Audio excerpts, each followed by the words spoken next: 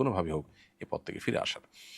আমি আমার ছেলের নাম তালহা রেখে আকিকা দিয়েছিলাম, পরে আবার নাম পরিবর্তন করেছি, এখন কি আবার আকিকা দিতে হবে? আকিকার সাথে আসলে নাম পরিবর্তনের কোনো সম্পর্ক নেই, নাম রাখার কোনো সম্পর্ক নেই, বরং সপ্তম দিনে আকিকা দিতে হয় না। কারণ নামে তো আকিকা দিবেন, সেজন্য ওই দিন নাম নিরূপণ করতে হয়। যদি কোনো কারণে নাম কেউ পরিবর্তন করতে হয় তাহলে তার জন্য আর আকিকা দিতে হবে না, বরং আকিকা একটাই হয়, সেটা সপ্তম দিনে বা জীবনে যখন করেছেন সন্তানের জন্য সেটাই যথেষ্ট হয়ে যাবে।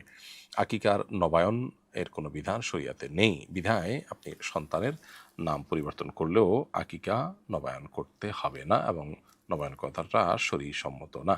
হ্যাঁ, আজকাল অনেকে সন্তানের নাম পরিবর্তন করলে সেক্ষেত্রে সন্তানের নামে নাম যেন প্রচারিত হয় তার জন্য মানুষজন খাইয়ে থাকেন, সেটা ভিন্ন বিষয়, সেটাকে আকিকা নাম দেওয়া মোটেও সঠিক হবে না। প্রিয় দর্শক, দেখতে দেখতে আমরা অনুষ্ঠান একেবারে শেষ প্রান্তে চলে এসেছি এবং সময় হয়েছে বিদায় নেবার। আল্লাহ যদি তৌফিক দান করেন আবারও পরবর্তী লাইভ অনুষ্ঠানে আপনাদের সাথে দেখা হবে, কথা হবে। সে পর্যন্ত আল্লাহ তাআলা আমাদের সবাইকে সুস্থ রাখুন, নিরাপদে রাখুন, ঈমান এবং আমলের সাথে রাখুন। জিলহজের প্রথম দশককে আমল দিয়ে পরিপূর্ণ করার তৌফিক দান করুন। জাযাকুমুল্লাহ খাইরা। আসসালামু আলাইকুম।